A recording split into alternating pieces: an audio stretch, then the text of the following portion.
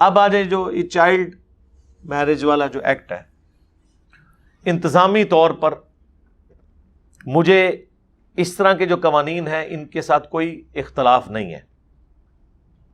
اس کی وجہ یہ ہے کہ صرف عورت کا یا مرد کا بالغ ہونا کافی نہیں ہے شادی کرنے کے لیے، اس کی ذہنی بلوغت بھی ہونی چاہیے، فائنینشلی وہ فیملی کو سپورٹ بھی کر سکتا ہو. آپ جن زمانوں کی باتیں کر رہے ہیں نا، ان زمانوں میں اسکول کالج نہیں ہوتے تھے. بچپن سے بچے جیسے ہی ماں کی گود سے اترتے تھے باپ کے ساتھ اٹیچ ہو جاتے تھے. آپ کو حیران کن بات بتاؤں، آج جو اٹیچمنٹ اولاد کی ماں کے ساتھ ہے نا، عرب ملکوں میں یہ اٹیچمنٹ باپ کے ساتھ ہوتی تھی. ماں تو شاید کوئی نہیں ہوتی تھی، ماں کا ذکر آپ کو کہیں نہیں ملتا. باپ کا نام ان کے ناموں کے ساتھ لگتا تھا، تربیت ساری باپ کرتے تھے، باپ ہی بیٹوں پہ فخر کرتے تھے. قرآن میں بھی آپ دیکھیں نا، بار بار بیٹوں کا ذکر آیا. وہ ماحول ہی کچھ اور تھا، اس میں باپ بیٹے کا ریلیشن شپ ہوتا تھا، ماں بیٹے کا نہیں ہوتا تھا. مکمل طور پہ وہ کیا سکھانا ہوتا تھا؟ گھوڑ سواری سکھانی ہوتی تھی، تلوار نیزہ چلانا. قبائلی سسٹم میں یہ ساری چیزیں آپ کو آنی چاہیے اپنی حفاظت کے لیے. تو بچے بچپن میں باپ کے ساتھ اٹیچ ہو جاتے تھے. اس کی وجہ سے باپ بچوں کو بچپن ہی میں ہر چیز کے اوپر ایجوکیٹ کر دیتے تھے. میں آپ کو وثوق کے ساتھ کہتا ہوں، ہم لوگ اپنی ینگ ایج میں سیکس کے بارے میں اتنے ایجوکیٹڈ نہیں تھے جتنے کہ صحابہ کرام کے بچے ان زمانوں میں ایجوکیٹڈ ہوتے تھے. جن عمروں میں ہمارے نوجوانوں کی شادیاں ہو رہی ہوتی ہیں، اتنی عمروں میں ان کے بچوں کی شادیاں ہو رہی ہوتی تھی. ہاں، چھوٹی چھوٹی عمر میں شادیاں ہو جاتی تھی. تو ان ساری چیزوں میں وہ ایجوکیٹ ہو جاتے تھے. سیکس کے پوائنٹ آف ویو سے تو بڑی آسانی سے. آج چونکہ میڈیا کا دور آیا نا، تو اس لیے میں آج کی بات نہیں کر رہا، میں اپنے ایج فیلوز کی بات کر رہا ہوں. اور پھر گھروں میں لوگوں نے جانور بھی پالے ہوتے تھے، بکریاں بچے دیتی تھیں. ان کو اس طرح کی ساری چیزوں کے بارے میں ایجوکیشن بچپن میں ان کی نیچر کا حصہ ہوتا تھا. یہ ایسی چیز نہیں ہوتی تھی جس کی وجہ سے وہ ایک دم بہت بڑا کوئی ٹروت ان کے اوپر ریویل ہو گیا. یہ ان کی نارمل زندگی کا حصہ ہوتا تھا.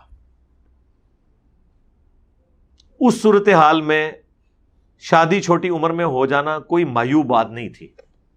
لیکن آج کل آپ کو پتہ ہے کس طریقے سے بچے بچیوں کو بھگا کے لے جاتے ہیں. ان کو بس یہی پتا ہوتا ہے کہ جس طرح ہم پب جی کھیل رہے تھے اور لو میں مبتلا ہو کے شادی کر لی، تو شادی کے بعد پوری زندگی پب جی کھیلنی ہے نا.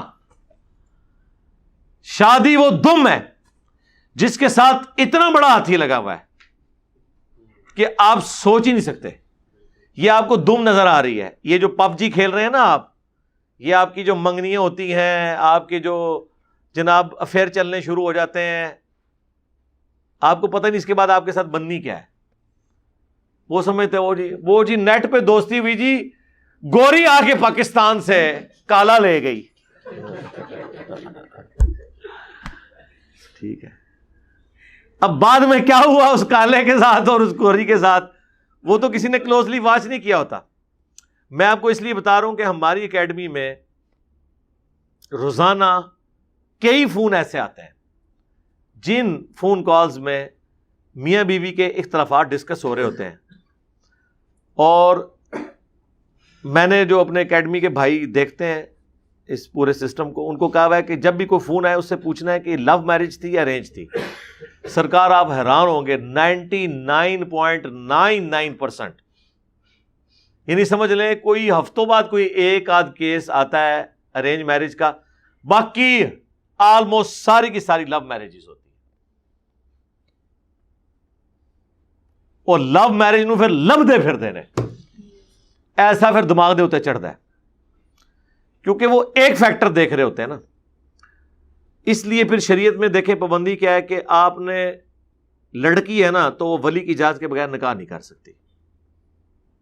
سنن ابن ماجہ میں حدیث ہے کہ نکاح باطل ہے اگر وہ ولی، یعنی ولی سے مراد اس کا باپ مر گیا تو بڑا بھائی، قریبی مد رشتہ دار، جس کا ایکسپوئر ہو دنیا کے ساتھ. یہاں جا کے کورٹ میرج کر لیتے ہیں, پھر یہاں کے فون کرتے ہیں جناب کورٹ میرج ہو گئی ہے. ہم کہتے ہیں نہیں ہوئی بھائی, اس طریقے سے تو نہیں کریں گے, دوبارہ کر لیں. جی دوبارہ کریں, لیکن جب تک باپ اجازت نہ دے, نہیں اب راضی ہو گیا, اب ہو گیا تو تجدید نکاح کریں. یہ آئے دن آپ کو اس طرح کے قصے سننے کے ملتے رہتے ہیں نا. یہ پچھلے دنوں جو 2 بچیاں, ہمیں بھی لوگ جناب میسج کر رہے ہیں جناب وہ بچیاں اغوا ہو گئی ہیں جی, آپ ویڈیو ریکارڈ کریں. میں کہ رکو ذرا, صبر کرو, دیکھ لو. دونوں بھاگی ہوئی تھی, جا کے انہوں نے کورٹ میرج کر لی ہے. اب ٹی وی میں تو خبر بڑی اچھی لگ رہی ہے کہ 2 پیار کرنے والوں نے آپس میں شادی کر لی ہے, لیکن ان کے ماں باپ کے اوپر کیا گزری ہے, اور ماں باپ بھی کتنے بیوقوف ہیں. ایسی مائیں اور باپ, وہ کیسے ماں باپ ہیں جن کو پتہ ہی نہیں ہے کہ ان کی بچی بھاگی ہے یا اغوا ہوئی ہے. عموماً ماؤں کو تو پتہ ہوتا ہے, وہ باپ سے چھپاتی رہتی ہیں کہ یہ ہماری کوٹ نہ لگ جائے. پھر اگر یہ ہو ہی گیا تو میڈیا میں آنے کی کیا ضرورت ہے, اپنے اور کپڑے اتروانے کی. جو ہونا تھا ہو چکا, اب تو چپ کر کے اس معاملے کو دباؤ. اب آ کے وہ بحث کر رہے ہیں اس معاملے میں کہ جی دیکھیں وہ کہہ رہی ہے جی میں اتنے سال کی ہوں, اس کا باپ کہہ رہا ہے نہیں یہ تو دیکھ لو یہ میری بچی ہے, مجھے پتہ ہے اس کا پاسپورٹ ہے, یہ تو 14 سال کی ہے, یہ تو شادی کر ہی نہیں سکتی. قانونی طور پہ تھا, وہ قانون تو سندھ میں پاس ہوا ہے, پنجاب میں تو نہیں ہے. وہ ادھر آ کے انہوں نے کورٹ سے اپنے آپ کو چھڑوا لیا. تو یہ کہنے کو, کرٹیسائز کرنا کسی قانون کو یہ آسان ہوتا ہے, لیکن قانون بعض اوقات ضرورت کے تحت بنائے جاتے ہیں. وہ شریعت کے حلال و حرام سے اس کا تعلق نہیں ہوتا, لیکن بہرحال اسے اسٹیبلش کرنا پڑتا ہے. جس طرح کہ قحط کے دنوں میں سیدنا عمر نے چور کے ہاتھ کاٹنے کی سزا کو موقوف کر دیا تھا, کہ ہو سکتا ہے کسی شخص نے زندگی موت کی کشمکش میں جان بچانے کے لیے کوئی چوری کی ہو. اس لیے صورتحال کو دیکھنا ضروری ہے. تو اس طرح کے جب قوانین بنتے ہیں اس کے ہر اسپیکٹ کو دیکھنا ضروری ہوتا ہے.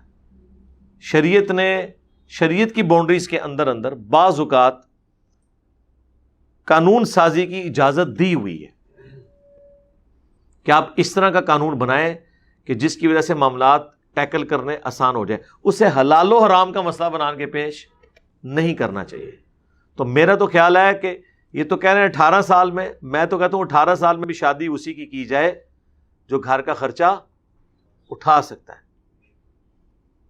بخاری مسلم دونوں میں حدیث ہے, اے نوجوانوں کے گروہ, تم میں سے جس میں استطاعت ہو تو وہ نکاح کرے, بے شک یہ نگاہوں کو نیچے رکھتا ہے اور تمہاری شرمگاہ اور عفت اور عصمت کی حفاظت کا ذریعہ ہے. اور جو نکاح کرنے کی استطاعت نہ رکھتا ہو تو وہ روزے رکھ کر اپنی شہوت کو ٹھنڈا کرے. اس کا مطلب ہے شہوت اس میں موجود ہے. پھر کون سی استطاعت ہے جو اس میں موجود نہیں ہے؟ خرچہ اٹھانے کی. او جی وہ ایک صحابی تھا, وہ بڑا غریب, خدا آدھانا ہے, وہ غریب تھا, وہ غریب کے ساتھ کیا کیٹاسٹرافک کنڈیشن میں. یہ رول کے طور پہ ہے. یہاں تو لوگ شادی کرتے ہیں امیر ہونے کے لیے. اس طرح کی شادیوں کی نبی علیہ السلام نے کیا اجازت دی ہوئی ہے؟ جو چیز دیکھنے والی وہ دیکھتے نہیں. نبی علیہ السلام کی حدیث ہے صحیح مسلم میں کہ عورت سے 4 وجہ سے نکاح کیا جاتا ہے. اس کی خوبصورتی کی وجہ سے, حسب و نسب کی وجہ سے, مال کی وجہ سے اور دینداری کی وجہ سے. پھر آپ نے فرمایا اللہ کے بندو دینداری کو دیکھا کرو. پہلے نمبر پہ دینداری کو دیکھو. دینداری کون دیکھتا ہے؟ آج تک میں نے تو نہیں کبھی سنا کہ کبھی رشتے کے لیے کو گئے ہو تو پوچھا ہو کہ آپ کی بچی نماز پڑھتی ہے, پردہ کرتی ہے, یا بچے کی داڑھی ہے. چلو نہیں ہے تو شادی کے بعد پھر داڑھی ہم نے رکھوانی ہے اپنے داماد کو. ٹائم قیامت تک جے کو بندہ لے کے آؤ اس طرح دا. آج کل تو ویسے ہی ذرا داڑھی فیشن بن گئی ہے نا. اب تو چھوٹی چھوٹی داڑھی ساروں نے ہی رکھ لی ہے. خرچہ بھی بچ جاتا ہے اور ویسے بھی شیو سے ذرا بہتر انسان ذرا سوبر نظر آتا ہے. تو ایک کلچرل طور پہ اب یہ ڈراموں کی وجہ سے یہ آنی شروع ہوگی, یہ معاملہ الگ ہے. باقی یہ جو بچیاں اس طریقے سے نکل رہی ہیں نا, اس کے پیچھے ایک اور ریزن بھی ہے جس کی طرف ماں باپ کو توجہ کرنے کی ضرورت ہے.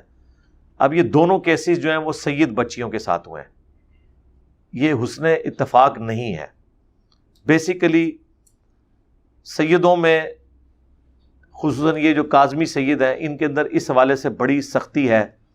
غیر سید میں یہ اپنی بچیاں نہیں دیتے، بوڑھی ہو جاتی ہیں، مر جاتی ہیں. اور ایک روایت کا انہوں نے غلط مطلب نکال لیا ہوا ہے جو سنن ابن ماجہ میں حدیث ہے کہ اپنے کف میں شادی کرو، اپنے ہم پلہ میں. کف سے مراد وہ صرف اپنا خاندان لے لیتے ہیں، حالانکہ یہ ایک چھوٹا سا فیکٹر بھی نہیں، ایک چھوٹی سی آپ سمجھ لیں فیکٹری ہے، فیکٹر بھی نہیں ہے. کف ہم پلہ سے مراد یہ ہے تعلیم میں ہم پلہ ہو، دولت میں ہم پلہ ہو، سٹیٹس میں ہم پلہ ہو. باقی ٹھیک ہے خاندان بھی ایک ہو بہتر ہے، عادتیں ملتی جلتی ہوتی ہیں. یہ نہیں ہے کہ رائیوں کو اٹھا کے تو گجروں میں جا کے پھینک دیں، ایک کھنڈے کھانا رہے تو دوسری جڑی دودھ پیندی رہے، نہیں. اس میں چانس ہوتے ہیں کہ نبھے گی نہیں، اور پھر ایک دوسرے کو تان بھی دیا جاتا ہے خاندان کا. ٹھیک ہے نا، وہ کہیں گے جی گنڈے کھان والی قوم ہو گئے گا جی دودھ پینے والی قوم. اس لیے پریفر یہ ہے کہ اپنے خاندان میں ہی کریں. لیکن یہ چیز واجب نہیں ہے. نبی الاسلام کا یہ فرمان مشورے کے طور پر. خود نبی الاسلام نے اپنی 2 بیٹیاں بنو امیہ میں دی ہیں. ہاں قریش ضرور تھا لیکن بہرحال بنو ہاشم کے برابر تو نہیں تھا بنو امیہ. سیدنا عثمان رضی اللہ تعالیٰ عنہ. تو کف ہم پلہ سے مراد یہ ساری چیزیں. اور میں نے دیکھا ہے تعلیم ایک ایسا فیکٹر ہے کہ یہ سارے کے سارے فرق ختم کر دیتا ہے. 2 پڑھے لکھے مرد و عورت چاہے وہ کسی خاندان سے ہیں، ان کا سوچنے کا، سمجھنے کا، زندگی گزارنے کا لیول ایک ہو جاتا ہے تعلیم کی برکت سے. تعلیم ہر چیز کے اوپر سپر سیڈ کر جاتی ہے.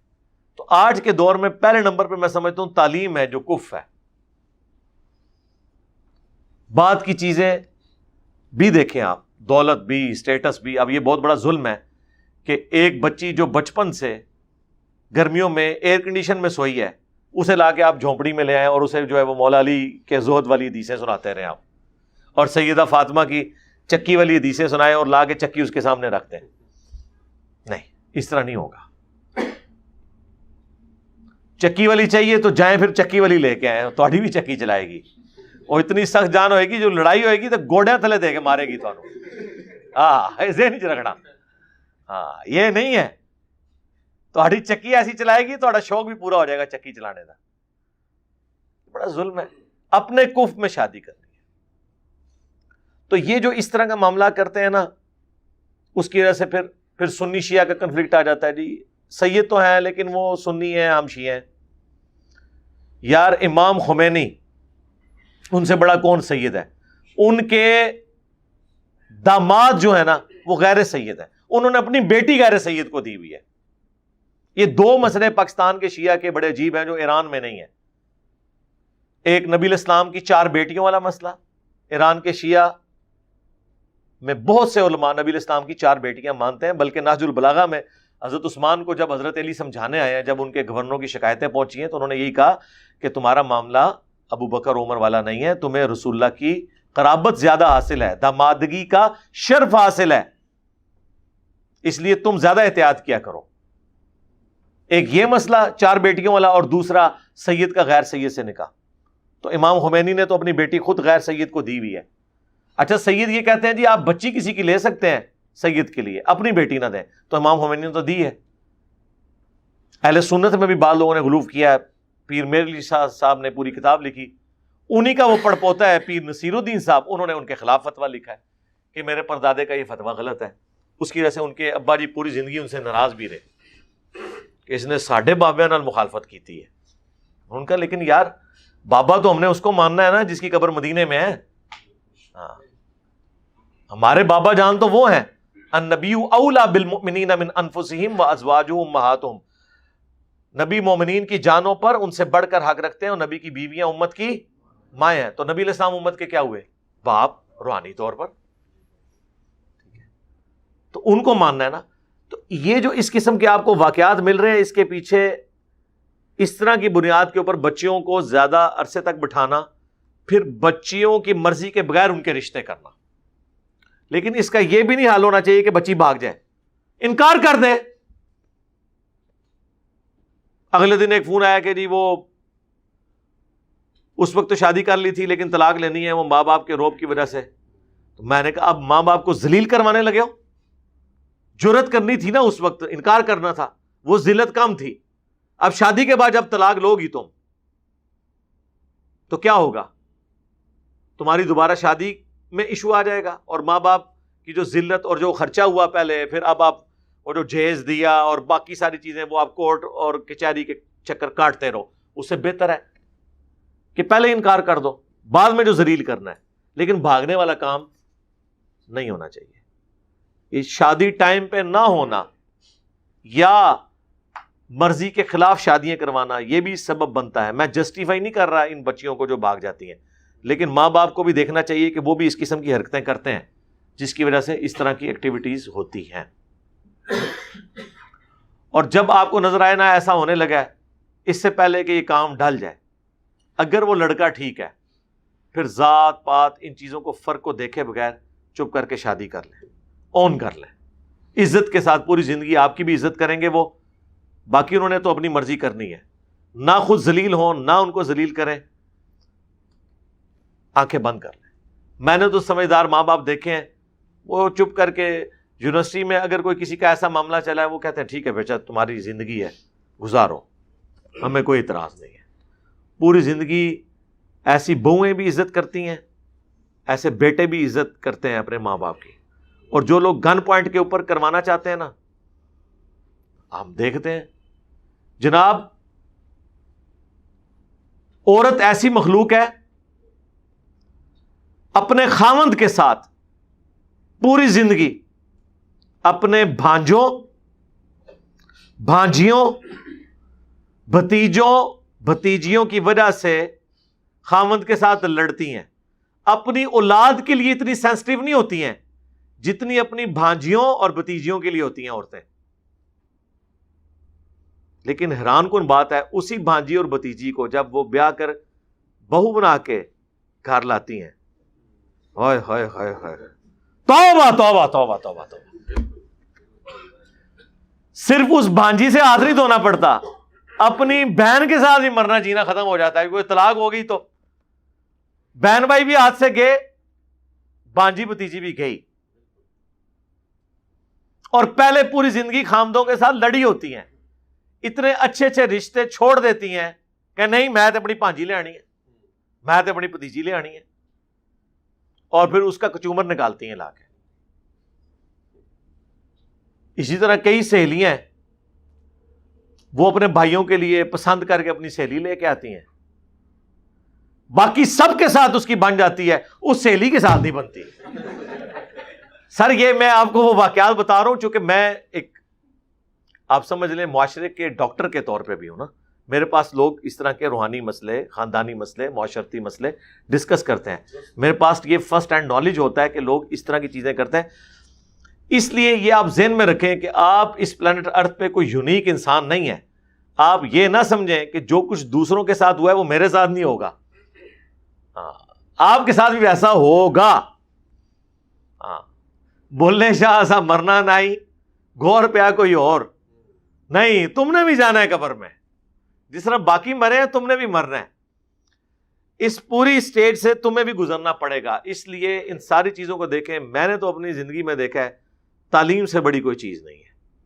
اگر آپ کے پاس تعلیم ہے، پڑھا لکھا ایک جوڑا ٹالریٹ زیادہ کرتا ہے بنسبت ان پڑھ کے. اور یا پھر یہ ہے جو عموماً ہمارے معاشرے میں ہو رہا ہے، عورتیں بہت زیادہ پڑھ لکھ گئی ہیں، بچے اتنے پڑھے ہوئے نہیں ہیں. تو اگر پڑھا لکھا نہیں بچا تو اپنی اس کمزوری کو اوور کم کرے کہ وہ کم از کم کماتا اچھا ہو. پھر ایک پڑھی لکھی خاتون کو ایک ان پڑھ شور بھی اچھا لگتا ہے. اگر وہ کام بھی نہیں کرتا، پڑھا لکھا بھی نہیں ہے، تو سر پھر وہ اس کو نوکر کی طرح ٹریٹ کرے گی. یہ ذہن میں رکھیے گا. الا ماشاء اللہ کوئی آپ کے ساتھ کوئی کرامت والا معاملہ ہو جائے، ادروائز ایسے ہی ہوگا۔ کوشش کریں، آپ بہت زیادہ پڑھے لکھے ہیں تو بہت زیادہ پڑھی لکھی خاتون کے ساتھ شادی بھی نہ کریں، نارمل پڑھی لکھی ہو، اس میں بھی بہت زیادہ نقصان ہو جاتا ہے پھر، اور بعد میں مصیبتیں کھڑی ہو جاتی ہیں۔ لیکن اتنی کم تعلیم بھی نہ ہو کہ وہ آپ کے بچوں کی تربیت نہ کر سکے۔ آج کے دور میں ایٹ لیسٹ بیچلر ڈگری تو ہونی چاہیے، ماسٹر ہو تو بہتر، لیکن بیچلر ڈگری کم از کم ضرور ہونی چاہیے۔ اور ایسی خاتون کے ساتھ شادی کریں ہمارے نوجوان جو ورکنگ لیڈیز نہ ہوں، اگر انہوں نے اپنے باقی معاملات کو ساتھ لے کے چلنا ہے۔ ورنہ یہ ایک جو عورت ڈگری ہولڈر ہوتی ہے اس کے دماغ میں خام خواہ ایک بیماری چلتی رہتی ہے کہ میں نے اب نوکری بھی کرنی ہے، اور نوکری کے ساتھ آپ کو پتا ہے پھر کئی ایک مصیبتیں اور جڑی ہوئی ہیں، بچے پھر نانی اور دادی سنبھال رہی ہوتی ہے۔ ہاں بعض اوقات ایسا ہوتا ہے کہ پڑھی لکھی عورت اگر جوانی میں بیوہ ہو جائے، اس کی تعلیم اسے کام آ جاتی ہے، وہ کہیں نوکری کر لیتی ہے، لیکن یہ تو کبھی کبھار کا معاملہ ہے نا، وہ تو کیٹاسٹرافک کنڈیشن تو کسی وقت بھی ہو سکتی ہے۔ ہر ایک معاملے میں ان چیزوں کو دیکھنا پیرلل میں ضروری ہے، اور میں نے حدیث تو پہلے آپ کو بتائی کہ دینداری کو پہلے نمبر پہ دیکھنا ہے۔ لوگ کہتے ہیں نہیں جی انشاءاللہ شادی کے بعد میں اسے برقع کروا لوں گا، تو قیامت تک کروا لے برقع، اتنا سوکھا کام نہیں ہے، یہ سب کی سب چیزیں پہلے شادی سے طے ہونی چاہیے، ادروائز بعد میں آپ کے لیے مصیبت کھڑی ہو جائے گی۔ بعد میں کون عمل کرتا ہے؟ آپ اپنے قریبی لوگوں کو نہیں بات سمجھا سکتے تو کیا آپ گن پوائنٹ کے اوپر کروا لیں گے اپنی بیوی سے پردہ؟ یہ تو کنوکشن کے ساتھ ضروری ہے۔ اور کفر میں یہ بھی سمجھتا ہوں کہ کٹر قسم کے فرقوں میں بھی شادیاں نہ کریں، کہ ایک کٹر سنی ہے تو کٹر شیعہ میں جا کے شادی کر لے، کٹر وہابی ہے تو کٹر بریلوی سے شادی کر لے، نہیں، جن کے کٹر ٹوٹے ہوئے ہوں نا، ہماری ویڈیوز کی برکت سے، اور وہ ماڈریٹ ہوئے ہوں، ایک دوسرے کے پیچھے نمازیں پڑھنے قائل ہوں، بس ٹھیک ہے، اس کو آپ آگے لے کے چلیں۔ یہ جو کٹر ہے نا یہ بہت خطرناک ہوتے ہیں، دو کٹر جب آپس میں ٹکرائیں گے ہاں تو دونوں ہی کٹ جائیں گے، اس لیے مہربانی کریں، یہ بعد میں یہ سارے معاملے نہیں دیکھے جاتے، یہ پہلے دیکھے جاتے ہیں۔ اور اس میں پھر وہی فیکٹر ہے کہ تعلیم یافتہ جو خاتون ہے اس تک بات پہنچانا، اس کو سمجھانا، لاجک پہ قائل کرنا بنسبت ایک ان پڑھ کے یا پڑھے لکھے جاہل کے زیادہ آسان ہے۔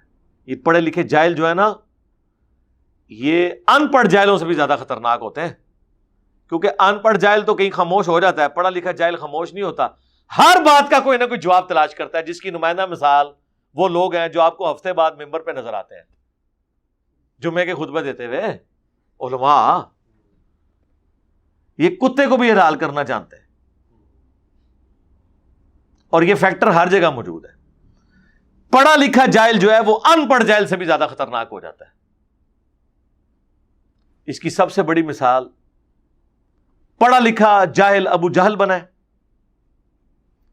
اور ان پڑھ وہ حضرت یاسر، حضرت سمیہ، اس زمانے میں تو ایک غلام طبقہ تھا نا، عمار ابن یاسر، بلال حبشی،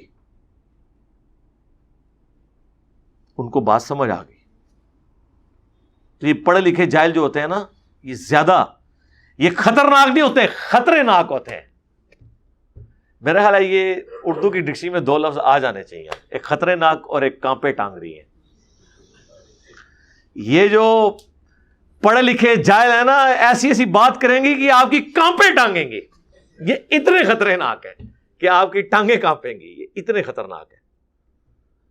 تو یہ ساری چیزیں مجھے ضمناً یاد آئیں، کیونکہ آج کل میڈیا میں وہ آپ کو پتا ہے وہ ان بچیوں کا کیس چل رہا تھا، اس کے حوالے سے میں نے ضروری سمجھا تو کہ اگر اس طرح کے کوئی معاملات ہو جائیں تو خود آ کے اس طرح کے چیزوں کو میڈیا میں آ کے ہائی لائٹ نہ کریں، کیا ایفیکٹ پڑتا ہے لوگوں کے اوپر۔ اب ہر جگہ وہ خبر نکل رہی ہے، آپ کی مزید ہی ایک عزت خراب کرنے والا معاملہ ہے۔ اور کورٹس کو بھی چاہیے کہ اس طرح ایشوز کے اوپر بالکل ون سائیڈڈ فیصلہ نہ کیا کریں، معاشرے کو، حالات و واقعات کو بھی دیکھا کریں کہ یہ رجحان کس طرف جا رہا ہے۔ اور اس کے پیچھے بھی بزرگان دین کی خدمات ہیں جنہوں نے کورٹ میرج کو الاؤ کیا ہوا ہے. اور جی میاں بیوی راضی کیا کرے گا قاضی. میاں بیوی راضی نا, لڑکی لڑکا راضی تو نہیں نا. میاں بیوی پہلے بن تو جائیں کسی آفیشیل طریقے سے, بس اس کی بنیاد کے اوپر, چونکہ فقہ حنفی میں ہے کہ بغیر ولی کی اجازت کے آپ نکاح کر سکتے ہیں. کورٹ میرج اب پاکستان کے قانون میں اس لیے جائز ہے, اس میں بھی ہمارے بزرگان دین کی خدمات ہیں. اور پھر آپ کو پتا ہے غیرت کے نام کے اوپر قتل بھی ہوتے ہیں. پنجاب میں تو یہی کچھ ہوتا ہے نا, سندھ میں یا کے پی میں اگر اس طرح کوئی معاملہ ہو جائے نا تو وہ باقاعدہ ان کی پوری ریکی کی جاتی ہے, اور وہ لڑکی اور لڑکا دونوں کو ہی مار دیتے ہیں. وہ یہ نہیں پرواہ کرتے یہ ہماری بچی ہے, اور داڑھی بھی رکھی ہوتی ہے, اور غیرت کے نام کے اوپر قتل کر رہے ہوتے ہیں. اس سے بڑی کیا بغیرتی ہے کہ آپ کسی کی جان نہ حق لے لیں. تو کلچرل اسلام ہوتا ہے, پریکٹیکلی اسلام کی صرف جزیات ہیں, داڑھی, نماز, پگڑی. ہیروئن کا کاروبار اسی طرح جاری ہے, غیرت کے نام کے اوپر قتل اسی طرح جاری ہے, عورتوں کو مارنا پیٹنا اسی طرح جاری ہے, عورت کو پاؤں کی جوتی بنا کے رکھنا اسی طرح جاری ہے. یہ پتہ نہیں کس نے لوگوں کو سکھا دیا ہے کہ آپ نے عورت کو دبا کے رکھنا ہے, اس کو پاؤں کی جوتی بنانا ہے تو ایک آپ کامیاب خامند ہے. کامیاب خامند وہ ہے کہ جو ہاتھ پیر چلائے بغیر اپنے اخلاقیات کی وجہ سے اس کی بیوی اس کی عزت کرے. ہاتھ پاؤں چلا کے آج کے دور میں تو آپ کسی کو قائل کر ہی نہیں سکتے. یقین کریں بچوں کو نہیں قائل کر سکتے. وہ بھی کہتے ہیں جی لاجیکلی بات کریں, اس میں مارنے والی کون سی بات ہے. ہمیں ہمارے ماں باپ مارتے تھے تو ہم نے تو نہیں کبھی پوچھا کہ ہمیں کیوں مار رہے ہیں. آپ ذرا مار کے دیکھیں, اگلے آرگومنٹ کرتے ہیں بچے کہ جی کیا مسئلہ ہے بابا, غصے میں ہے, کیا ہو گیا ہے, بات کریں, قائل کریں پہلے. ہاں آپ تو اس طرح نہیں کرتے. ہمارے زمانے میں تو ماں باپ ہمیں صرف یہ کہتے تھے وہ چڑیا بیٹھی ہوئی ہے, ہم وہ بات ہی بھول جاتے تھے. آج کل کے آپ بچوں کو یہ کہہ کے دیکھیں, میری وہ بچی چھوٹی 5-6 سال کی ماشاءاللہ, میں نے اس کو چیک کرنے کے لیے صرف اس کو میں کسی بات پہ نا آرگومنٹ اس کے ساتھ کر رہا تھا نا, تو میں نے اسے آف دا وے جا کے نا ایک بات کی. تو میں نے کہا بیٹا اس دن تم نے جو ماما کے ساتھ بابا اس میں یہ بات کہاں سے آ گئی, ہم تو کچھ اور کر رہے تھے بات, کہ میں آپ سے یہ ٹاپک ڈسکس کر رہی ہوں تو اب آپ مجھے دبانے کے لیے کوئی ایک اور واقعے کا حوالہ دے رہے ہیں. ہمیں اگر کوئی یہ ہمارے بچپن میں کرتا تھا کہ تم نے اس دن یہ بدتمیزی کی تھی تو ہمارے تو ہاتھ پاؤں بھول جاتے تھے کہ یار اب اس کی بھی ہمیں مار ابھی کھانی پڑے گی. نہ سرکار, آج کل بچے یہ نہیں ہے, وہ کہتے ہیں کہ جی یہ جو آپ بات ڈسکس کر رہے ہیں اس کا اس بات سے کوئی تعلق نہیں, اس کو ہم بعد میں ڈسکس کریں گے, پہلے تو یہ بات ڈسکس کریں نا جو آپ اس وقت آپ کر رہے ہیں. آج کل یہ, اور یہ پازیٹیو چیز ہے, میں اس کو نیگیٹو چیز کے طور پہ بیان نہیں کر رہا ہوں. میں سمجھتا ہوں ہماری ایج کے پڑھے لکھے لوگ جو اپنی اولاد کے ساتھ آرگومنٹ کرتے ہیں, یہ اسلامی تاریخ کے کامیاب ترین ماں باپ ہیں. اور وہ ماں باپ جنہوں نے اپنی اولادوں کو دبا کے رکھا ہوا تھا, ان کے مینٹل ماڈلز بدل دیے, نہ پوری زندگی ان میں کانفیڈنس کوئی آیا, نہ انہیں بات کرنے کا کوئی ڈھنگ آیا, نہ انہوں نے تھنک آؤٹ آف باکس کیا کہ کبھی سوچتے. دنیا بھی برباد کی, آخرت بھی برباد کی. ظاہر ہے باپ سے صرف آپ پھر دنیا تو نہیں لیں گے, عقیدہ بھی اس کا لے لیں گے. اس سے آپ کبھی نہیں پوچھیں گے کہ بھئی یہ محرم کے مہینے میں ہم گھوڑے کے نیچے سے کیوں گزر رہے ہیں, اور یہ جھولا ہم نے کیوں نکالا ہوا ہے, اور یہ ربیع الاول میں ہم نے یہ جھنڈیاں کیوں لگا لی ہیں, اور لوگ ڈھول کے اوپر یہ قوالی کیوں کر رہے ہیں. یہ جرت ہوگی کسی کی پوچھنے کی؟ کبھی نہیں ہوگی. ابھی کہ جو پڑھے لکھے ماں باپ ہیں وہ آرگومنٹ کرتے ہیں, اجازت دیتے ہیں کہ آپ کا یہ رائٹ ہے, آپ بھی اپنا موقف رکھو, میں بھی رکھتا ہوں, آپ کو علمی طور پہ قائل کریں گے. اس لیے اپنی اولاد کے ساتھ دوستی کا معاملہ رکھیں, اس کے اوپر اتھارٹی والا معاملہ نہ رکھیں, ہر چیز ڈسکس کریں. میں الحمدللہ میری بیوی بھی, ہم اپنے بچوں کے ساتھ بالکل اس طرح بات کرتے ہیں جس طرح بڑوں کے ساتھ. حالانکہ ہمارے زمانے میں ماں باپ کہتے تھے اس کا تو لیول ہی کوئی نہیں, اس کے ساتھ کیا بات کریں, اس کو تو سمجھ نہیں ہوگی. اور بچے سے کچھ سیکھنا لوگ عیب تصور کرتے تھے. ٹھیک ہے, میں آپ کو بتاؤں بچے سے اچھا کوئی ٹیچر ہی نہیں ہوتا, وہ آپ کو گراس روٹ لیول سے سمجھاتا ہے. مجھے کبھی کوئی دوست کوئی ویڈیو کا کوئی سینئر آدمی جو چند ایک لوگوں کے پاس میرا وہ موبائل نمبر ہے نا, وہ مجھے کبھی کوئی میسج کر دینا. اب میں تو وہ استعمال کرتا ہوں 1100-1200 والا موبائل. مجھے کہ اس ویڈیو کا لنک بھیج دیں, میں نے کہاں سے اس میں سے لنک نکالنا ہے, اس میں تو لنک نکلنا ہی کوئی نہیں. ٹھیک ہے, اسمارٹ فون مجھے یوز نہیں کرنا آتا, اور جان بوجھ کے میں نے, ورنہ تو میرے لیے تو کوئی مسئلہ نہیں تھا اس کو سیکھنا, میں نے جان بوجھ کے اپنے اوپر ایک قدغن لگائی ہوئی ہے, واٹس ایپ, یہ ساری چیزیں. میں پھر وہ اپنی چھوٹی بچی جو 6 سال کی بلا کے بتاؤ بابا میں آپ کو بتاتی ہوں اس کو یوں کریں, اس کو یوں, اور ایک ایک چیز وہ کنسیپٹ کلیئر کرے گی کہ اس کو یہ بات نہیں سمجھ آئی ہوگی تو میں اس کو یہ بتاؤں.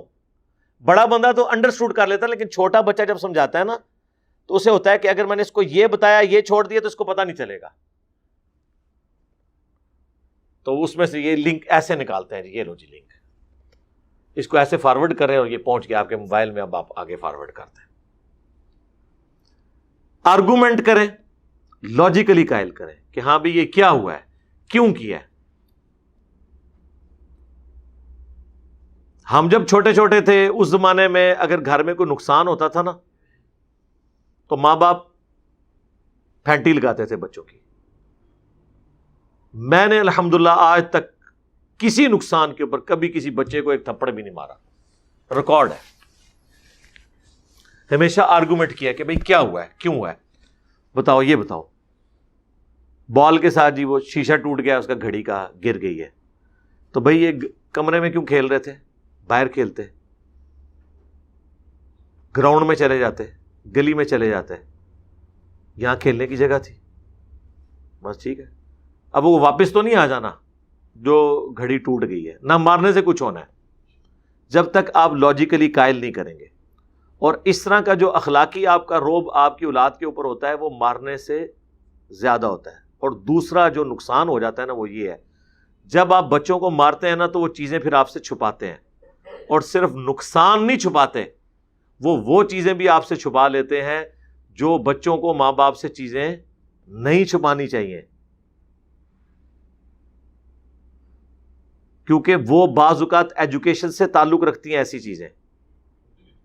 آپ دیکھتے ہیں نا کتنے لوگ جو یہ مدرسوں کے اندر برے کام ہو رہے ہوتے ہیں, وہ بچے ڈر کے مارے گھر آ کے بتاتے ہی نہیں ہیں. انہیں یہ ہوتا ہے کہ ہمارے ماں باپ الٹا ہمیں ماریں گے,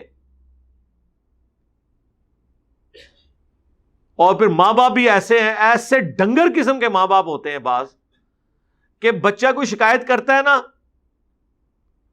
تو بجائے یہ چیک کرنے کے کہ یہ بچہ اسکول یا مدرسے کیوں نہیں جا رہا, کوئی اور ریزن نہ ہو, انہوں نے اپنے ٹیچرز کو, اپنے ان بزرگان دین کو, اپنے ان استادوں کو, حفظ کروانے والے ٹیچرز کو خدا بنایا ہوا ہے. اس طرف وہ دماغ ہی نہیں اپنا لے کے جانا چاہتے, اگر چلا بھی چاہے کہ کوئی برا کام نہ اس کے ساتھ کر رہا ہو. تو بچے نے آپ کو کہاں سے شکایت لگانی ہے؟ بچہ اسکول نہیں جا رہا, اس سے ریزن پوچھے, کیا وجہ ہے بتاؤ. فرینک ہونا چاہیے. بعض اوقات اسکول میں کچھ بچے ایسے ہوتے ہیں جو بچوں کو تنگ کرتے ہیں, مارتے ہیں, ٹفن چھین لیتے ہیں. تو جیسے ہی اب صبح ہوگی تو بچہ رونا شروع کر دے گا, اس سے یہ یاد آئے گا کہ آج بھی میرے ساتھ یہی ہوگا, پھر میں بھوکا رہوں گا, پھر یہ ہوگا وہ ہوگا. اب ماں باپ کو یہ ریزن نہیں وہ بتائے گا جب تک ماں باپ یہ سمجھ رہے ہوں گے یہ اسکول سے بھاگ رہا ہے. یہ میں آپ کو فرق بتا رہا ہوں. کبھی اس نے اسکول کا کام نہیں کیا ہوگا کسی مجبوری کی وجہ سے, تو کوئی نہیں, آپ آرگومنٹ کریں, چھٹی کروا لیں, نہ اسے مار پروانے کے لیے ضرور بھیجنا ہے, چھٹی کروا لیں, پھر اسے گھر بٹھا کے کام کرائیں اور اسے بتاؤ کہ آج تمہاری چھٹی تمہاری وجہ سے ہوئی ہے, آندہ کام کر لینا, ہیپی ہو جائے گا. ادروائز تو وہ چیزیں پھر چھپائے گا. اسی لیے بعض اوقات بچے آ کے ماں باپ کو شکایت نہیں لگاتے کہ مدرسے میں آج استاد صاحب نے میرے ساتھ یہ کیا ہے, کیونکہ انہیں خطرہ ہوتا ہے کہ ماں باپ مجھے ڈانٹیں گے, الٹا ماریں گے. لیکن اگر آپ کی فرینکنس ہوگی تو وہ آپ کے ساتھ خود ڈسکس کریں گے, اور بعض اوقات تو آپ کو کچھ لیول تک تو خود ہی ایجوکیٹ انہیں کر دینا چاہیے. جس طرح وہ عامر خان کی ایک ویڈیو آئی تھی چھوٹے بچوں کو ایجوکیٹ کرنے کی, چھوٹا سا کلپ ہے یوٹیوب کے اوپر رکھا ہوا ہے, بڑے مہذب انداز میں, بغیر اس نے کوئی بھی اس طرح کی چیز, یہ اسی کا کمال ہے ویسے, اللہ نے اسے فن دیا, وہ ایجوکیٹ کر دیا. فرینکنس جو ہے معاملات کو حل کرتی ہے. اور یہ میں بتاؤں یہ یونیورسل ٹروتھ ہے, دنیا کی ہر فیلڈ میں یہ کام کرتا ہے معاملہ. اگر علماء نے پبلک کے ساتھ اور پبلک نے علماء کے ساتھ فرینکنس رکھی ہوتی, آج دین کا حلیہ نہ بگڑتا. لیکن یہ کتنے ہوشیار ہیں, یہ فرینک ہونے نہیں دیتے اپنی عوام کو, تاکہ انہوں نے جو 12 تقریریں یاد کی ہوئی ہیں نا, وہی ایک ایک کر کے ریپیٹ کرتے رہے. ورنہ مجھے بتائیں, جمعے کے ممبر اس لیے بنے ہوئے ہیں کہ آپ ان ممبروں کے اوپر آ کے یہ ڈسکس کریں گے کہ ستنجے کے لیے ڈھیلے کتنے لینے. اسپیسیفکلی یہ مسلمانوں کی پولیٹیکل گیدرنگ ہے کرنٹ افیئرس کے اوپر. اس کا تعلق ان دینی مسائل سکھانے کے ساتھ نہیں ہے. نبی علیہ السلام قرآن پڑھتے تھے, صحیح مسلم میں ہے فکر آخرت, اور اپنے ایشوز کو ڈسکس کرتے تھے جو اس زمانے میں تھے کہ آپ نے اب جہادی مہم کہیں روانہ کرنی ہے, نیکسٹ آپ کی اسٹریٹجی کیا ہے اس دعوت کے حوالے سے. یہ مقصد تھا. آج کل یہ کچھ ہو رہا ہے, مجھے بتائیں. اور پاکستان میں تو اللہ کے فضل سے ہر جمعے سے پہلے 2-3 کرنٹ افیئر اویلیبل ہوتے ہیں جن کا تعلق دین کے ساتھ ہوتا ہے, اور عالم کا کام ہے کہ اسے ڈسکس کرے, چھوڑ دے باقی ٹاپک. اور اللہ کا شکر ہے یہاں پہ ڈیموکریسی ہے. یہ کون سی سعودیہ کی ملوکیت ہے کہ آپ کو لکھی لکھائی تقریر آئے گی, آپ ان ایشوز کو ڈسکس کریں, لیکن ایمانداری کے ساتھ. یہ نہیں ہے کہ آپ کے پسند کا لیڈر ہے تو آپ اس کی غلطی جو ہے وہ چھپا جائیں اور دوسرے کو آپ رگڑا لگا دیں. نہیں, سب کو آپ دین کے حوالے سے ڈسکس کریں جس طرح ہم کر رہے ہوتے ہیں. کرنٹ افیئر ڈسکس کریں اور پھر اس میں بتائیں کہ قرآن یہ کہتا ہے, حدیث یہ کہتی ہے, لیکن سرکار اس کو کرنے کے لیے تو تیاری کی ضرورت ہے. یہ تیاری کون کرے؟ آیتیں حدیثیں کون ان کو بتائے؟ انہوں نے تو رٹے مار کے ڈگریاں کی ہوئی ہیں. ان سین پرابلم آ جائے تو یہ حل کر ہی نہیں سکتے. اور یہ حال صرف ہمارے علماء کا نہیں ہے, ہمارے ڈاکٹرز اور انجینئرز کا بھی یہی حال ہے. بہت کم ڈاکٹرز اور انجینئرز ہیں جن کے کانسیپٹ کلیئر ہوتے ہیں. زیادہ تر لکیر ریپیٹ رہے ہوتے ہیں, یہ وہ پریکٹس کر کر کے ان کو تجربہ ہو گیا ہوتا ہے. ذرا سا ان سین پرابلم آئے ہاتھ پاؤں بھول جاتے ہیں ان کے کہ اب کرنا کیا ہے. تو علماء کو بھی چاہیے کہ وہ جمعے کے خطبوں کو ان کاموں کے لیے استعمال کریں اور فرینک رکھیں اپنی پبلک کو. پبلک آپ سے پوچھے, اگر آپ کو آخرت کی فکر ہے تو آپ کی پبلک کو یہ رائٹ ہونا چاہیے وہ آپ سے آ کے سوال کریں کہ یہ آپ نے جو دینی مسئلہ بتایا یہ یوں نہیں, یہ یوں ہے, یا مجھے لگ رہا ہے یہ خلاف عقل ہے, مجھے اس کی دلیل دیں. آپ کو نہیں پتا, کوئی ایپ کی بات نہیں, آپ کہیں گے جی انشاءاللہ میں نے آپ کا سوال نوٹ کر لیا, میں اس پہ پوری ورکنگ کر کے آپ کو بتاؤں گا. عزت بھی بچا لو اپنی نال, اے نہ کہو کہ منو نہیں پتا. یہ تو تواڈے وچ اس طرح دی کوئی رتی تے ہے ہی نہیں کہ اتنی جرت کرو کہ منو نہیں پتا. تو آپ اس طرح کہہ لیں کہ ٹھیک ہے یہ آپ کا سوال بہت اچھا ہے, میں اس کے حوالے سے جتنی چیزیں ہیں وہ اکٹھی کر کے نا انشاءاللہ 1-2 دن میں آپ سے ڈسکس کروں گا. آپ کا بھی روپ پڑ جائے گا, پتہ نہیں ان عالم صاحب کو اتنا علم اکٹھا ہوا ہے کہ انہوں نے وچوں سمیٹ کے نا نچوڑ کے قرآن و حدیث دا نچوڑ کٹ کے میرے سامنے رکھنا ہے. چلو اس طرح کر لو. اچھا کہتے ہیں جی علماء سے پوچھ پوچھ کے چلیں. علماء کے پاس جب آپ جاتے ہیں نا وہ بھی کہتے ہیں ہم اپنے علماء سے پوچھیں گے. وہ جب اپنے علماء سے پوچھتے ہیں نا وہ کہتے ہیں میں بھی اپنے عالم سے پتہ کروں گا. اور آخری لنک جو ہے نا وہ کور میں ہوتا ہے, کتاب میں لکھ گیا ہوتا ہے بغیر حوالے کے. زیادہ تر علماء نقال ہوتے ہیں. نقال وہ ہیں جو نقل در نقل کرتے ہیں, خود تحقیق نہیں کی ہوتی. ایک بندے نے مسئلہ لکھا اس کتاب سے, اس میں مکھی پہ مکھی ماری, آگے پھر مکھی پہ مکھی ماری, آگے مکھی پہ مکھی ماری. وہ اسی کے تحت میں نے بتایا تھا نا غدیر خون کی حدیث, وہ اقبال کیلانی نے آدھی لکھی نا, اس سے جب عمران ایوب لاہوری نے لکھی اس نے بھی آدھی لکھ دی, کیونکہ اس نے بجائے مسلم شریف کھولنے کے نا ادھر سے لکھ لی. اور آگے جو ہے وہ جب اس نے لکھی دارالاندلس والوں نے, شفیق الرحمان کاظم صاحب نے, انہوں نے اس سے چھاپا مارا, اس نے بھی آدھی لکھ دی. انہوں نے بلکہ وچ بریکٹ قرآن اور سنن لکھتا کولوئی. ہاں یہ ہے مکھی پہ مکھی, تحقیقی کام یہ نہیں کر سکتے واللہ. ہمارے بارے میں کہتے ہیں علی بھائی نے علماء کی تحقیقات چوری کر کر کے بیان کرتے ہیں. ایک کیڑے عالم نے تحقیق کی تھی جڑی میں چوری کی تھی ہے؟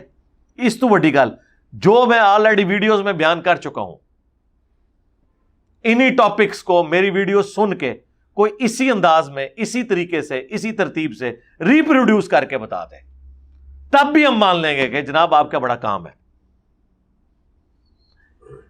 یہ تکبر کے طور پہ نہیں میں بول رہا.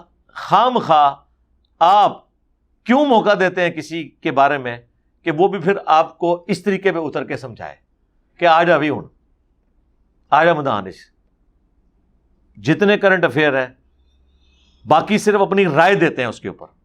جتنے بڑے بڑے علماء ہیں، میں جب بھی بولتا ہوں آیت حدیث بیان کرتا ہوں، کمپیریٹیو نالج، اس کے بعد پورا انالیسس کر کے ایک رزلٹ نکالتا ہوں. باقیوں تو صرف کلپ آ جاتا ہے، جی اس ٹاپک پہ بھی کلپ آ گیا، وہ کلپ کے اندر بھی کچھ ہے، کوئی آیت ہے، کوئی حدیث ہے نہیں. علماء فرماتے ہیں، ہم نے بزرگوں سے سنا ہے.